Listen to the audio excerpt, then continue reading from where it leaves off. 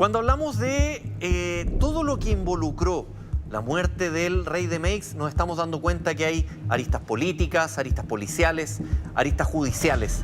Pero hay varias partes de, como se dice en el periodismo policial, este rompecabezas que todavía no están completas. ¿Quién nos va a ayudar a completar esto? Mi amigo, pues, porque así lo tengo que presentar. Don Danilo Villegas, ¿cómo está? El hombre que más sabe del caso de la muerte del rey de Meix. ¿Cómo estás, Danilo? Don Luis, un gusto estar acá, invitado. Qué lindo tazón, amigo. Qué lindo tazón. No, ya estoy todo listo, pero hermoso. Hermoso tazón. Eso, me quedo con esto. Eso. Amigo, vamos a hablar de este crimen por encargo. Es un crimen que finalmente ha revolucionado todas las páginas policiales. Estamos hablando de uno de los casos que tiene un sinnúmero de episodios y que pensábamos que con la liberación de este sicario finalmente teníamos ya suficiente con esta historia. Pero la verdad es que en esta semana hemos tenido finalmente la detención del presunto autor intelectual, lo que finalmente acá ha vuelto de cabeza a la policía, la historia, y la verdad es que vamos a analizar parte por parte los episodios de esta historia, Luchito. Mira, voy con una primera pregunta, Danilo. Viendo las imágenes, viendo lo que ha aparecido también en los reportes, lo que tú has reporteado, ¿era la intención matar al rey de Meix en primera instancia o solamente era secuestrarlo y quitarle la plata que el mismo señor Verdugo le había ido a dejar al departamento?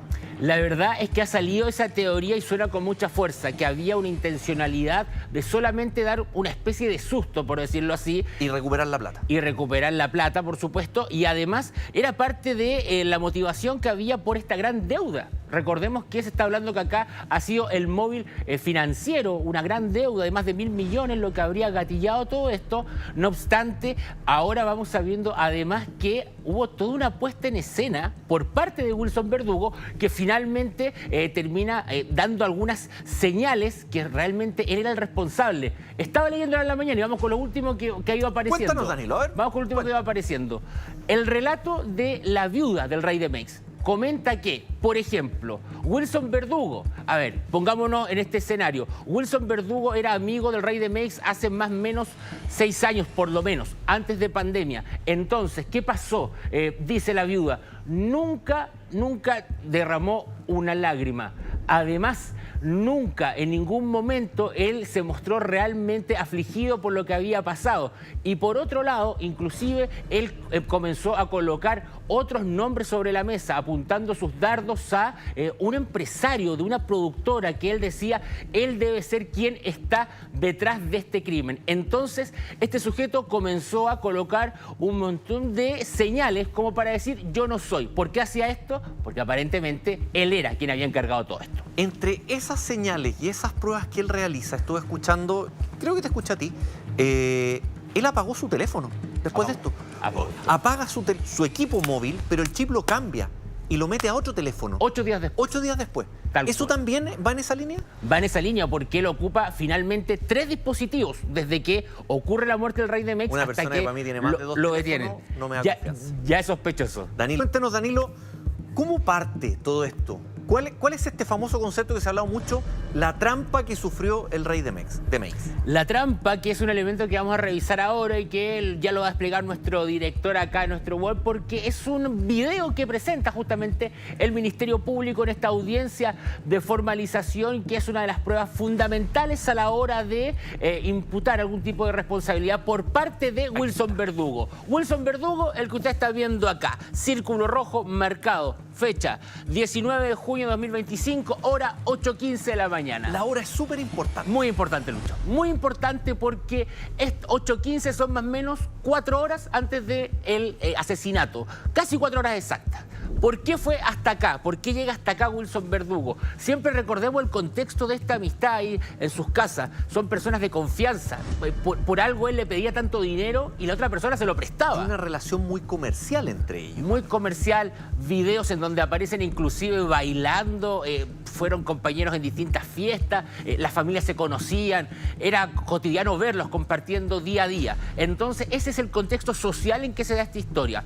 Wilson Verdugo, empresario gastronómico, dueño de un restaurante, La Vaquita Sabrosa, amigo del rey de Meix, de Felipe Reyes, José Felipe Reyes, llega hasta la conserjería el día del asesinato, entrega un sobre, el sobre que tomó ahí el conserje, y luego se va. ¿Qué había en ese sobre? 9 millones de pesos. Una cifra también importante para más adelante. Danilo, escuché a la familia de el Rey de Meix que lo que comentaba era que la relación que ellos tenían era casi paternal. Casi paternal. Que incluso cuando lo llamaba, por ejemplo, para cobrar, el Rey de Meix lo llamaba para cobrarle a Wilson Verdugo y le decía a Wilson que no tenía plata, el Rey de Meix lo que le decía, papito, no se preocupe, y lo trataba de papito, de viejito. Tal cual. Lo trataba así, era una relación, parece súper paternal, pero mirándolo hacia arriba. Una relación paternal y además la viuda del Rey de Meix en su declaración dijo, yo le decía a Felipe que le cobrara el dinero, era mucho lo que le debía. Y él ¿Ya hay decía, claridad de cuánto es el monto? se habla de más de 1.000 millones, se habla de 1.083 Porque primero millones. eran 100, después eran 500. Poco a poco iba subiendo. Claro. Se supone que este mecanismo de préstamo tenía relación con que te prestaba dinero, pero esto venía asociado a un interés. Y ese interés era el que finalmente hacía subir tanto los montos. ¿Qué es lo que explicaba Saba Chaguán en Mucho Gusto durante la semana de que el interés está normado por ley? Tú puedes prestarle plata a alguien, pero eso está normado por ley porque si no es usura. Claro, y justamente ese interés tan alto hizo que la deuda se transformara en una deuda de más de 1.000 millones de pesos. Quiero volver al video, al de la trampa, un video clave en todo este registro, porque él cuando deja este sobre con 9 millones de pesos, aparentemente su verdadera intención para el Rey de Meix era pagar parte de esta deuda. 9 millones de 1.000 millones. Que eso es como pagar el mínimo en la tarjeta de crédito, una cuestión así. Amigo. Tantos amigos que conocemos que viven de esa manera. Sí, pues. Ahora, ¿cuál era finalmente la verdadera intención? Ese sobre era una especie de anzuelo, por denominarlo de alguna manera. Al dejar ese sobre, él se quería asegurar que el Rey de Meix llegara a su casa, sacara ese sobre y volviera a salir de la casa. Y la forma donde él encontraba que era la más idónea era dejando este dinero para que finalmente se concretara el crimen. ¿Qué pasaba después de esto? 2 llamadas claves, 2 llamadas telefónicas. Por eso hablamos que la hora es tan importante. Es muy importante porque estamos hablando que Wilson Verdugo arrancó el día ya sabiendo todo lo que iba a pasar. Sabía cuál era el plan que había que ejecutar.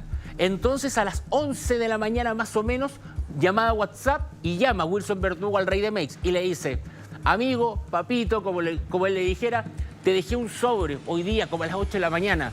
Hay un dinero que es tuyo, 9 millones de pesos. Me preocupa que lo recuperes, así que anda contándome cuáles son tus pasos, anda contándome cuando ya lo tengas para quedarme tranquilo. El Rey de Meix estaba en la 5ª región, de vacaciones. Esa llamada es eso de las 10 de la mañana, ¿no? Yo escuché que a las 11, por lo que leí, sí, y por lo que decía el fiscal también. Pero más allá de esos dos, Sí, de esos dos horarios, es muy importante eso, porque él ya manifiesta que lo que le interesa es saber cuáles son sus movimientos. El día anterior a todo esto se había escrito un episodio fundamental en la historia que tenía relación con que el intermediario, esta persona que no sabemos quién es. Esa es la pieza que falta Ese actualmente. sujeto que todavía no está detenido. Ese intermediario se había reunido con los sicarios. Le había entregado una fotografía del Rey de Meix y un bolso negro con 2 armas. Entonces le dijeron, esto es para el trabajo. Un trabajo fácil. Trabajo fácil, plata fácil. Plata fácil. Eso era. Eso, cuando llaman a Alberto Carlos Mejía, Ajá. lo que le dicen es básicamente eso. Te estamos ofreciendo un trabajo de plata fácil. Plata fácil. Y era, para algunos de ellos, pensaron que solamente iban a robar dinero.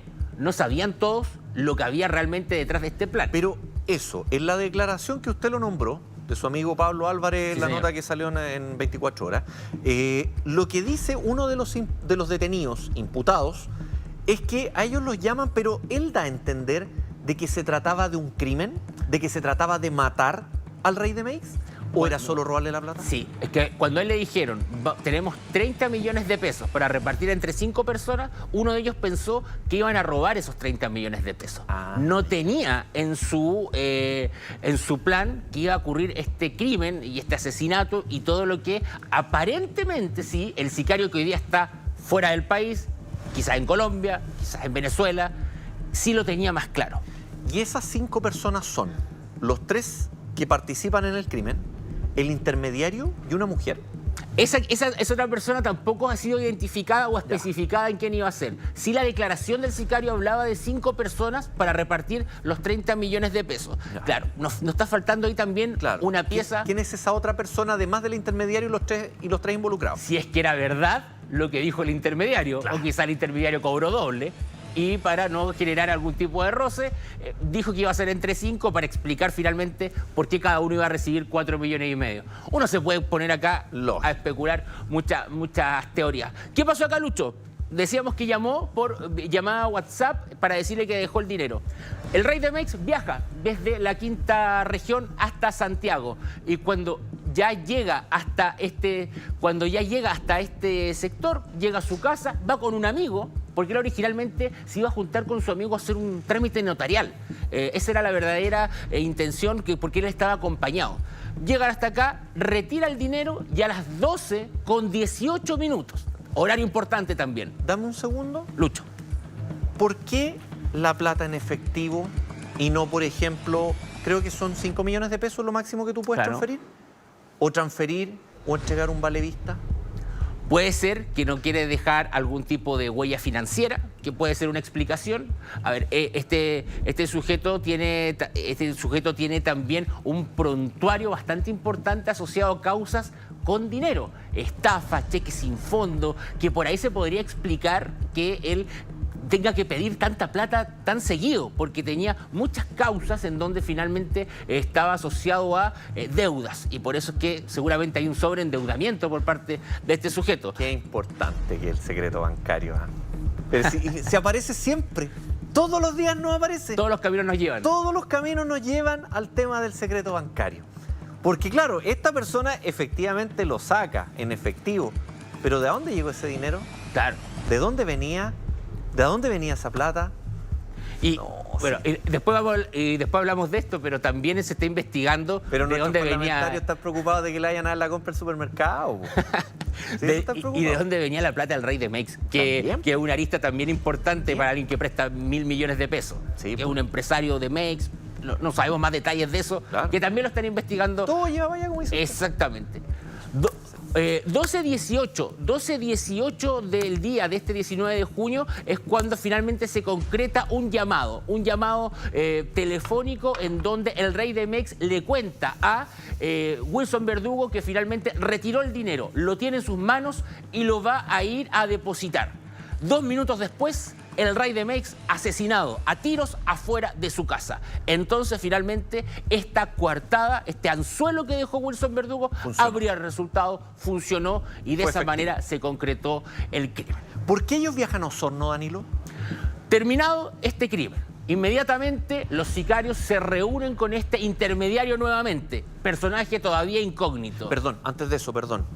Ellos después del crimen se van a comer una hamburguesa. ¿Es verdad eso? Sí, compran colaciones inclusive. Hay unas imágenes en que los muestran inclusive con la clásica bolsa que usted puede conocer cuando va a comprar el almuerzo el domingo, recipiente de Plumavit, ¿verdad? Con O sea, la es bolsita como que transparente, así mismo. El nivel de frialdad, o sea, ellos cometen el delito, matan a una persona y después como que terminaron un trabajo, se fueron a comer y se fueron. Y se fueron. El sicario, de hecho, se fue a su casa, se cambió de ropa, mantuvo las zapatillas que ocupó en el crimen, porque él fue el que realizó los disparos, el sicario que hoy día está fuera de Chile. Alberto Carlos Mejía. Él mismo, o tantos nombres. Omar, 6 identidades manejan en Perú de él, con los que se estaría presentando. Y con la misma zapatilla, otra ropa, salió un jockey y se fue a juntar con sus compañeros de delito para almorzar, para continuar con el día. El nivel de frialdad es brutal.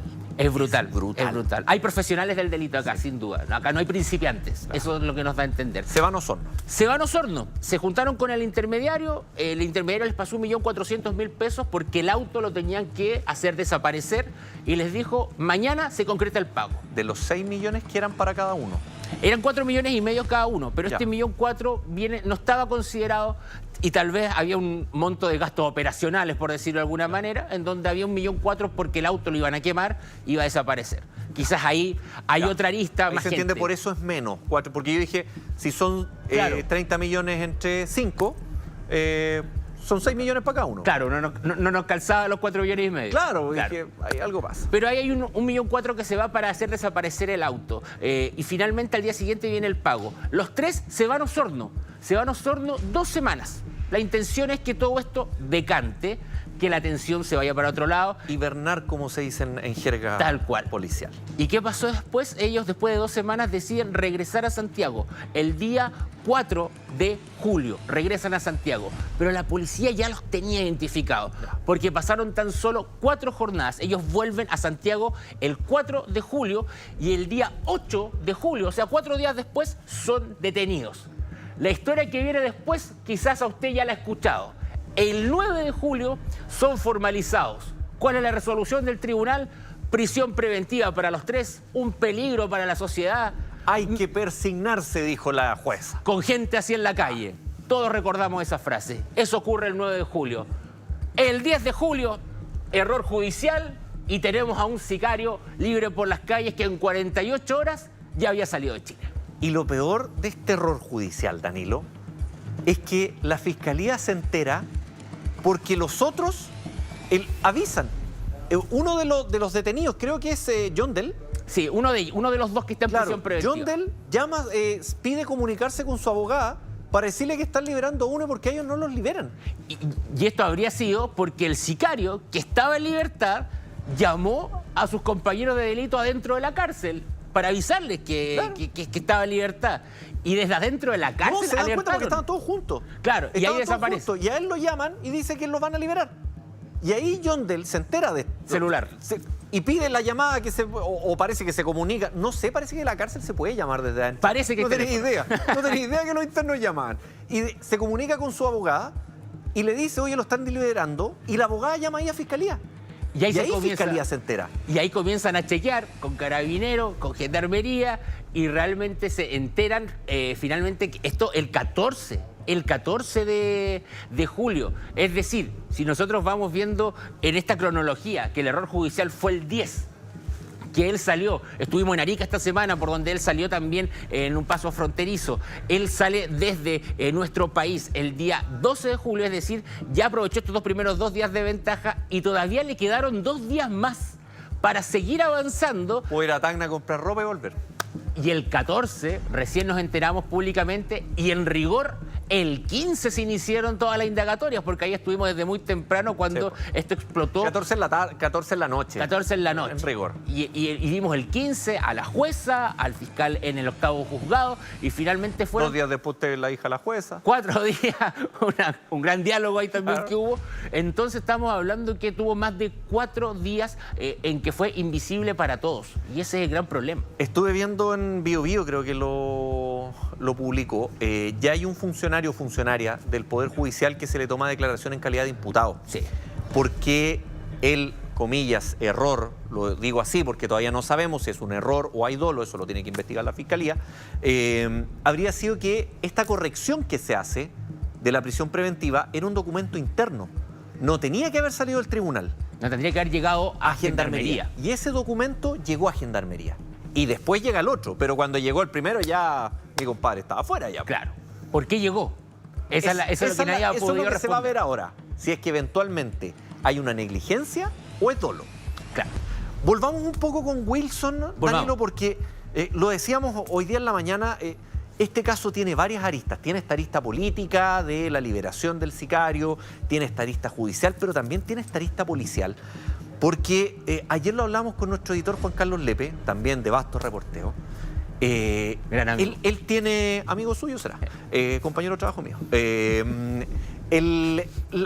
La particularidad de Wilson Verdugo, que a mí me llamó la atención, debe ser, y ahí está la imagen, de los pocos, en este caso recordemos que él es presunto autor, todavía no está condenado, pero va al funeral.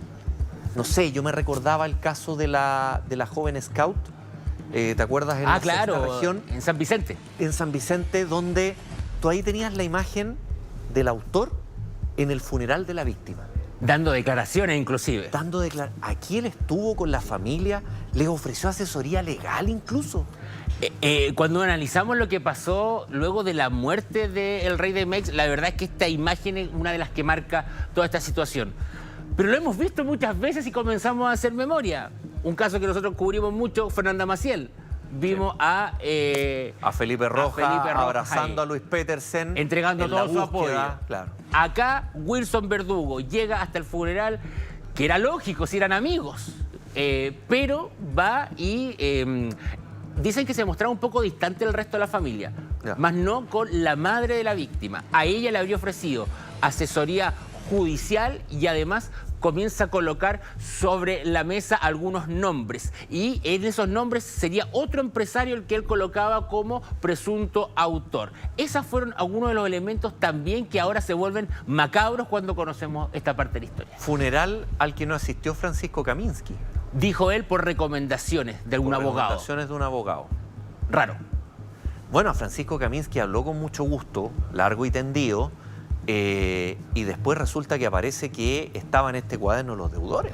Está en el cuaderno de los deudores y además fue citado como testigo porque el rey de Meix, una de las últimas personas que llama antes de ser asesinado, fue Francisco Kamiński. Entonces, ¿qué corresponde?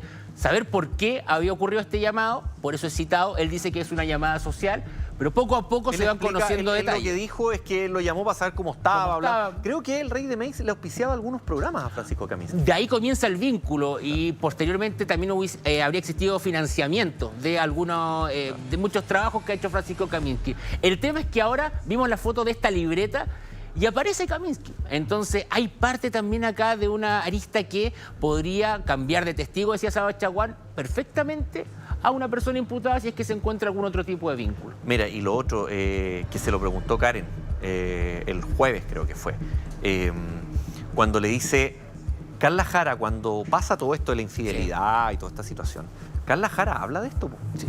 Y dice que ella tenía miedo por el tema de préstamos y de prestamistas en los que estaba involucrado Francisco Kamiński. Y ahora nos damos cuenta que la situación tiene otro color. Y por eso se explicaba por qué Carla Jara prestaba tanto dinero a Francisco Kamiński cuando ella era cuestionada. Si acá hubo una separación, una infidelidad, que era el tema de fondo. Bueno, Francisco Kamiński seguía prestando dinero. Aseguró que recibió amenazas. Y fue a pedir protección. Presentó denuncia por amenaza. Pero el tema de los préstamos acá nos muestra esto, nos muestra esta realidad. Lo conversamos con nuestro editor ayer también, o sea, ¿cuántos casos hemos visto en el último tiempo de empresarios asesinados por cobrar dinero? No necesariamente por préstamo, pero por cobrar dinero. Acuérdate lo que pasó con Carrión, el empresario de la carne. Lo hablábamos ayer en Rancagua, uno en San Francisco Mostazal, que lo mata a uno de sus propios compañeros, de sus propios socios. Contratan a alguien para que lo vaya a matar, lo balean en la ruta 5. Sí. Entonces, este tema cada vez está creciendo más en lo que decíamos. O sea, tiene aristas políticas, judiciales, hasta media farandulera. Se nos escapó un sicario, apareció una persona del espectáculo.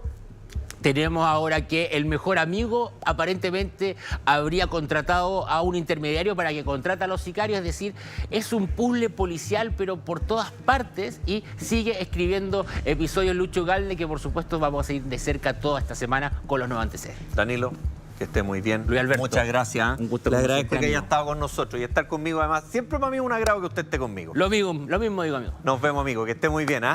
Muchas gracias. Megadenuncias.